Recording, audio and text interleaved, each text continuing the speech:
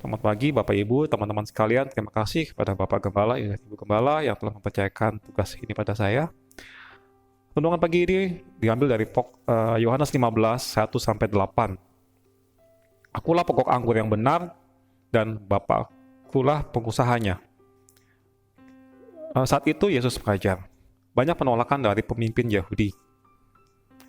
Sehingga Yesus perlu menguatkan murid-muridnya tentang pengajarannya, bahwa pengajaran Yesuslah yang benar, akulah pokok anggur yang benar.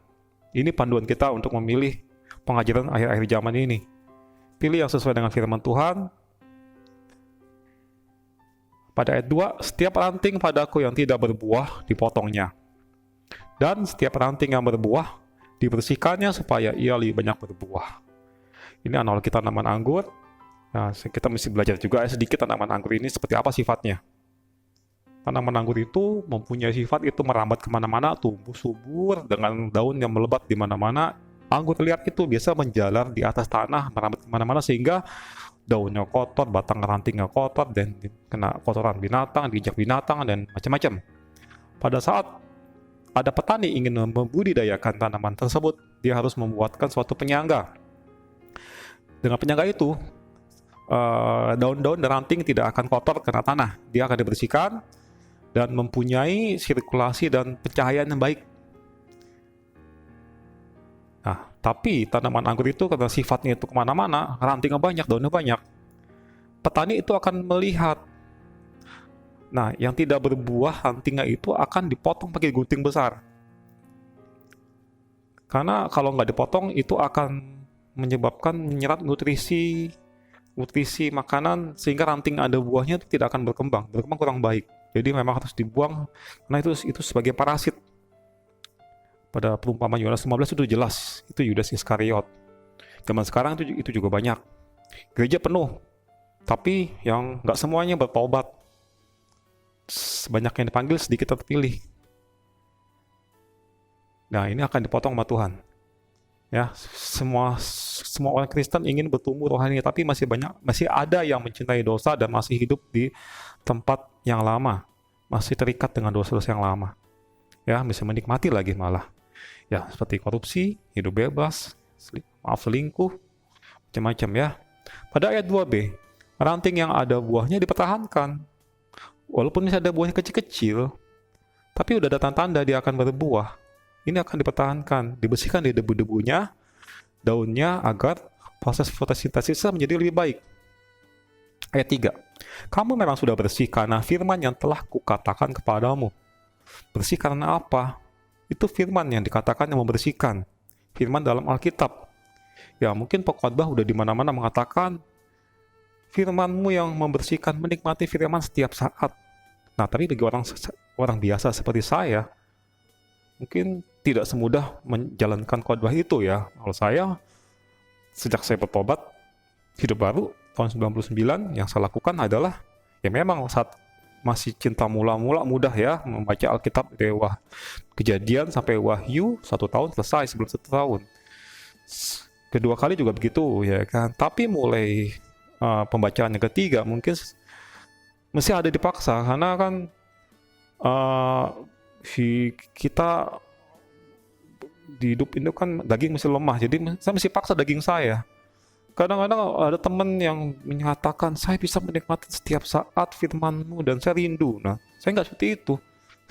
Saya rindu tapi nggak tiap saat. Jadi waktu saya tidak rindu, mau nggak mau saya paksa daging saya untuk membaca firman Tuhan. Sampai sekarang udah 6 kali. Dan itu rindu dan nggak rindu dan dipaksa ya kan. Tapi herannya, setiap kali membaca, di awal tuh nggak ngerti. Apalagi imamat, bilangan, Daniel, Wahyu, wah susah sekali. Karena saya kan nggak sekolah Alkitab. Jadi ya saya hanya berdoa, saya klaim ayat ini. 1 Yohanes 2 ayat 27, sebab di dalam diri kamu tetap ada pengurapan yang telah kamu terima daripadanya. Karena itu tidak perlu kamu diajar oleh orang lain, tetapi sebagaimana pengurapannya mengajar kamu tentang segala sesuatu dan pengajarannya itu benar, tidak ada dusta, dan sebagaimana ia dahulu telah mengajar kamu, demikian hendaklah kamu tetap tinggal di dalam Dia. Ini selalu saya minta sama Tuhan. Setiap hari saya paksa baca Alkitab walaupun hanya 1 pasal, 2 pasal. Apalagi setelah di Makassar ini proyek sangat menyita waktu dan tenaga, pikiran. Saat pandemi dengan ada Zoom tiap Selasa Jumat ini agak sangat membantu karena kan tidak banyak waktu terbuang, hanya buka laptop, nggak perlu transportasi ke gereja. Jadi memang saya dapat makanan dari situ. Penting sekali memang. Ayat 4. Tinggallah di dalam aku dan aku di dalam kamu.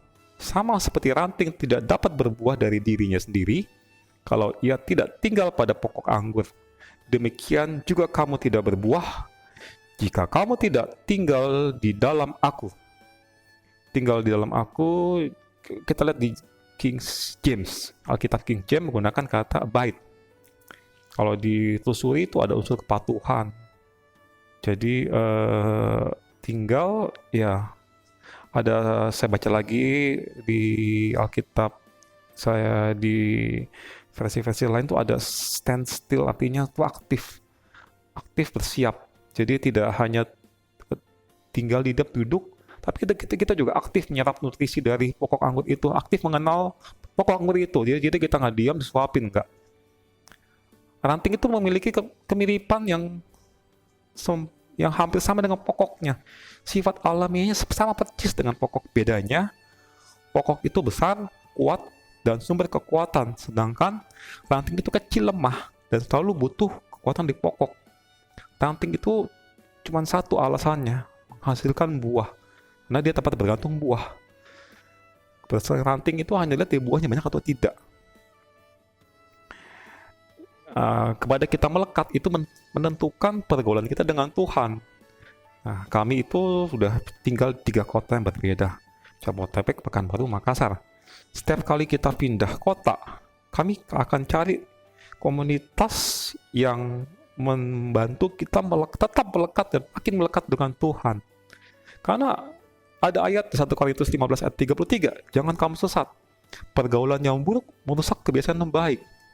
Kalau saya ya, menghindarin orang yang selalu mengeluh, mengasihani diri sendiri, suka menjelekkan orang, atau masih mempunyai kebiasaan buruk yang terikat. Ya teman oke, tapi nggak bisa terlalu dekat. Karena yang tadi ayat 1 Korintus 15 ayat 33, pergaulan buruk merusak kebiasaan yang baik. Puji Tuhan, dalam komunitas ini kita semua diberikan kesempatan sesuai dengan karunia motivasi yang ada dalam diri kita. Dalam sekolah minggu dulu kan kita pernah dites karunia motivasi. Tahu toh? Ada yang mimpin, ada yang beri, menasihati, menunggu, dan lain-lain. Ya, tugas ini puji Tuhan, ya makasih, membuat lebih banyak lagi firman yang bisa digali bagi saya, mempelajari firman, sekaligus juga memperdalam makanan bagi hati saya, bagi roh saya juga, kan? Sehingga mempelajari dengan berbagai macam sumber. Juga cara menyajikan supaya tidak membosankan dengan contoh-contoh yang update yang update supaya kita mudah dicerna. Pada ayat 5, aku telah pokok anggur dan kamulah ranting-rantingnya. Barang siapa tinggal di dalam aku dan aku di dalam dia, dia berbuah banyak. Sebab di luar aku kamu tidak dapat berbuat apa-apa. Barang siapa tidak tinggal di dalam aku, ia dibuang keluar seperti ranting dan menjadi kering. Kemudian dikumpulkan orang dan dicampakkan ke dalam api lalu dibakar. Bertumbuh dan berbuah banyak. Jika kita berbuah, pohon anggur itu Tuhan akan pangkas paling nggak 2 kali. Pada awal pertumbuhan dan masa pertumbuhannya itu akan dipangkas dari karena anggur itu kan tadi cenderung merambat kemana-mana, berdaun banyak dan rantingnya tuh menjulur panjang.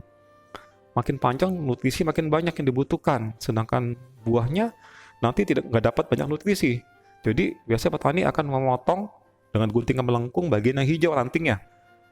Daun juga dipangkas supaya tidak banyak penguapan sehingga tanaman tidak kekeringan pada musim panas.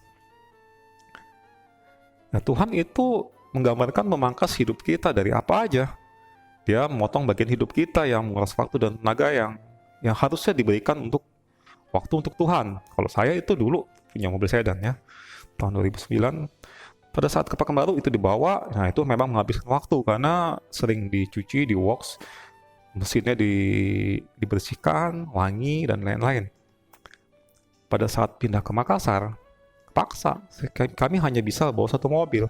Saat itu kami punya 2 mobil kan, yang kita butuhkan hanya NPV kalau di luar kota, sedan hanya sebagai pelengkap. Ya ini ya karena memahalkan biaya juga ya kita jual. Waktu yang dihabiskan untuk merawat sedan ini ya bisa dipakai untuk yang lebih berkualitas. 2, memotong kegiatan-kegiatan atau prioritas yang kita nggak dewasa. Misal tahun 2014 ya umur saya udah 40 sih. Ya nggak bijaksana kalau kita mesti punya hobi kuliner. Saat itu ya saya putuskan untuk mengurangi gula karena kebutuhan gula manusia kan hanya 50 gram, 9 sendok teh. Nah, kami itu dibesarkan di keluarga Jawa. Jelas Jawa itu penuh dengan gula ya, teh manis dan kopi susu Pekanbaru itu enak sekali, Kinteng ya, kopi Siantar. Tahun 2014 sudah kurangin, saya udah nggak minum lagi tuh kopi dengan susu kental manis ataupun gula. Coca-Cola dan lain-lain saya udah nggak minum lagi karena gula tinggi. Tapi tetap sakit di tahun 2015. Berdua sama istri lagi sakitnya, satu kamar opnam, hepatitis A. Wah, berdua sama istri sakit, istri masuk duluan, saya nyusul. Anak gak ada yang jaga, kepaksa manggil orang tua saya udah 70-an. Setelah sembuh, om saya negur, kamu tuh jangan sakit lagi, kasihan mama kamu, mesti ke Pekanbaru kan sudah tua. Nah situ ya kami mulai ya tetap jaga makanan lebih ketat lagi, karena kalau sakit boro-boro menghasilkan buah, nyusahin orang iya kan, kita kan nggak mau sakit, kita ingin berbuah lebat. Kalau kita sakit nggak jadi berkat kan. Ya di situ kita mulai olahraga, cuman belum stabil. Tahun 2017 papa saya meninggal. Atasan saya ada yang melayat, dia mengingatkan saya. Ya pulang dari situ ya pas balik ke Makassar kita mesti olahraga. Supaya teratur gimana? Gabung ke pusat fitness supaya teratur dan ada yang bimbing. Terus yang ketiga itu memotong nilai-nilai identitas pribadi kita, kadang-kadang keegoan kita. Sejak bekerja di perusahaan ini, saya sudah banyak mengalami kekerasan verbal, itu mengakibatkan ya kita sudah nggak pusing orang mau ngomong apa tentang kita ya. Contohnya tahun 2009, saya waktu itu posisi manajer legal. Ada satu konsumen datang, dia sudah disetujui akad kreditnya tapi minta langsung pengikatan. Kan nggak mungkin, pajak kita belum bayar. Datang marah-marah di kantor, teriak-teriak, macam-macam. 2 staf kami masuk ke ruangan saya, bilang, Pak, saya udah nggak kuat hadapin orang itu. Kasar ngomongnya. Ya sudah, ya kan. Dia mau ketemu dengan manajer. Oke, saya ke sana. Saya dalam hati saya bilang, aduh, makhluk apa nih yang akan saya hadapi? Saya datang, muka dia kok marah sekali. Dan saya kan nggak kenal juga, marah sekali. Seakan-akan saya hendak merugikan dia. Betul. Waktu datang, dia bilang, anjay kalian semua. Wah, itu darah Yesus dalam hati. Anjay itu dalam tahun 2009 itu ya sebetulnya bukan bahasa sekarang, itu bahasa yang binatang kaki 4 sebenarnya seperti itu. Nah itu dari situ ya sudahlah ya kan, orang ngomong apa ya kita udah nggak peduli lah. Terus ayat 7. Oh belum, sebelumnya kalau kita, nah ranting itu kan akan dipangkas sama Tuhan. Ada ranting yang dipangkas, ada yang mati. Yang tadi kan dikatakan yang tidak melekat, kering dan akan dibuang. Berarti kering dan mati. Ada orang kan juga dipangkas juga berbalik ke hidup yang lama.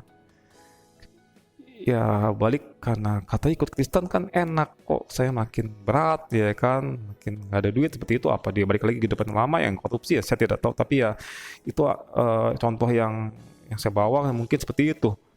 Ya mau nggak mau ya itu mesti lama-lama ya kering, apalagi kalau pergaulannya itu tidak mendukung, lebih dekat ke Tuhan, tidak ada ngingetin, kurang firman ya pasti kering, itu akan digunting. 15 ayat 7, jikalau kamu tinggal di dalam aku dan firmanku tinggal di dalam kamu, mintalah apa saja yang kamu kehendaki dan kamu akan menerimanya. Dalam hal ini Bapakku dipermuliakan yaitu jika kamu berbuah banyak dan dengan demikian kamu adalah murid-muridku. Ini saya ambil contoh kepada atasan saya. Dia nggak pernah mengambil pimpinan proyek perumahan dari luar perusahaan. Karena orang dari perusahaan kan nggak tahu persis apa mau dia. Kebetulan saya kan dipilih jadi pimpinan proyek. Jadi saya tahu kualitas bangunan apa yang dia mau. Saya ngerti lingkungan apa yang dia inginkan, dan cara menghandle konsumen apa yang dia mau. Ya, seperti contoh yang nggak boleh marah kalau dibentak. Dan margin seperti apa yang supaya kita bisa sustainable. Ya. Dan mintalah maka kamu ayat 7. Mintalah apa saja yang kamu kehendaki dan kamu akan menerimanya. Ini saya nggak perlu minta uang sama dia akan datang. Kamu butuh uang berapa buat buka proyek? Nih, saya kasih sekian rupiah ya tim ya. Kamu jalanin. Karena dia tahu, saya butuh marketing galeri yang megah. Saya butuh mobil operasional, saya butuh laptop yang bagus, saya butuh alat komunikasi. Itu disediakan, dikasih uang sama saya buat menjalankan proyek ini. Dalam 3 tahun, saya balikin uang yang saya pakai. Plus dividennya berkali-kali lipat, yaitu buahnya. Sama dengan Tuhan. Jika kita sudah berbuah dan Tuhan tahu ini akan menghasilkan buah, dia akan akan lengkapi kita dengan peralatan, dengan fasilitas yang sangat baik, sehingga kita bisa berbuah lebih banyak lagi. Tapi untuk kemuliaan Tuhan, bukan untuk kemuliaan kita. Dengan demikianlah nama Bapakku dipermuliakan. Nah, kesimpulannya, hari ini, ranting yang tidak berbuah dipotong, jadi kita harus bertobat. Tetap hidup dalam firman Tuhan. Ranting yang berbuah dipangkas, jadi kita harus mengatur prioritas waktu dengan Tuhan. Bagian-bagian hidup yang mengganggu untuk berbuah lebih banyak, itu akan dikurangi atau dihilangkan. 4. Berbuah lebih banyak untuk kemuliaan Tuhan. Terima kasih, Tuhan berkati. Haleluya.